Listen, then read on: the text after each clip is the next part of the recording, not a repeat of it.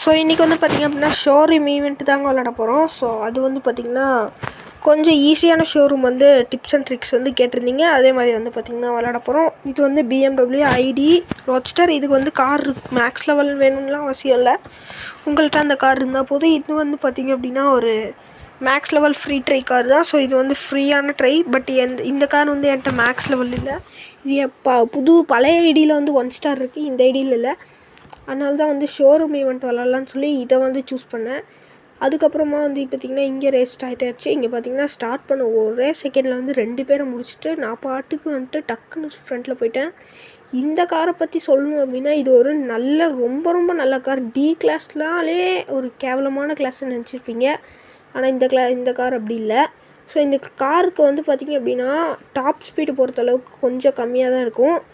But வந்து top speed வந்து அதிலே இதாக மெயின்டைன் ஆகுங்க. ஸோ வந்து பார்த்திங்க அப்படின்னா கான்ஸ்டண்ட்டாக மெயின்டைன் ஆகும்.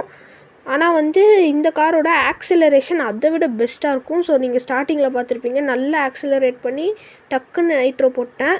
அண்ட் இந்த காரில் வந்து இருக்கிறதுலே ரொம்ப ரொம்ப ப்ளஸ்னால் நைட்ரோ தான். இப்போ நைட்ரோ ஷாக் எவ்வளோ நேரத்துக்கு யூஸ் ஆகுதுன்னு பாருங்கள்.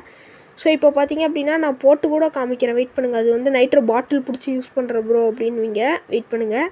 ஸோ இப்போ பார்த்திங்கன்னா இப்போ நமக்கு நார்மல் நைட்ரோ ஓகேவா, அந்த ஆரஞ்சு எல்லோ ப்ளூ அந்த மாதிரி கொஞ்சம் நைட்ரோலாம் இருக்கலாம். அந்த மாதிரி இப்போ இந்த நைட்ரோ மாதிரி அந்த லெவல் தான் ஸ்பீட் இருக்குது. ஸோ நைட்ரோ வந்து இது ரொம்ப நேரம் தாக்கு பிடிக்குது. பட் இதோட மெயின் இதே வந்து ட்ரிஃப்டிங்கும் ஃப்ளோட்டிங்கும் தாங்க. ஸோ இப்போ பார்த்துருப்பீங்க, நான் என்னால் வந்து ஒரு 6 தான் பண்ணியிருக்க முடியும். ட்ரிஃப்டிங்கும் ஹேண்ட்லிங்கும் கொஞ்சம் இந்த காருக்கு வந்து வர அப்டேட்ஸில் வந்து கொஞ்சம் அதை மட்டும் பண்ணிட்டாங்கன்னா டி கிளாஸ் இல்லைங்க, இது A கிளாஸ் லெவலுக்கு இருக்குது இந்த காரு. ஸோ அந்த மாதிரி. பட் இதில் மைனஸ் வந்து ரேங்க்கு. ஸோ அதனால தான் நம்மளால் கரியர் மோடில் எடுத்துகிட்டு வர முடியல. இப்போ கூட பார்த்துருப்பீங்க ஹேண்ட்லிங் இல்லாமல் விழுந்துட்டேன். ஸோ ஹேண்ட்லிங் மட்டும் கொஞ்சம் இம்ப்ரூவ் பண்ணும். ஸோ இந்த ஷோரூம் ஈவெண்ட் வந்து பார்த்திங்க அப்படின்னா நான் 685 கண்டிஷன் முடித்தா இந்த கார் வந்து கேரண்டி. இந்த கார் மட்டும் இல்லாமல் ஒரு சில டி கிளாஸ் காரும் கேரண்டியாக தருவாங்க. ஓகே. ஸோ இப்போ வந்து பார்த்திங்கன்னா ஃபஸ்ட்டு வந்துட்டேன். ஸோ லாஸ்ட் கண்டிஷன் தவிர மீதி இருக்க எல்லா கண்டிஷனுமே வந்து பார்த்திங்கன்னா முடிச்சிருக்கேன்.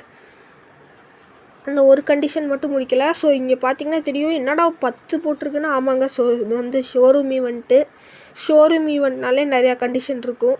அதெல்லாம் முடிச்சு தான் நம்ம வந்து பார்த்திங்க அப்படின்னா அந்த காரை எடுக்கணும். இப்போ நமக்கு என்ன ப்ளூ பிரிண்ட் கிடச்சிருக்குன்னு பார்க்கலாம். Okay. So BMW blue print கிடச்சிச்சு.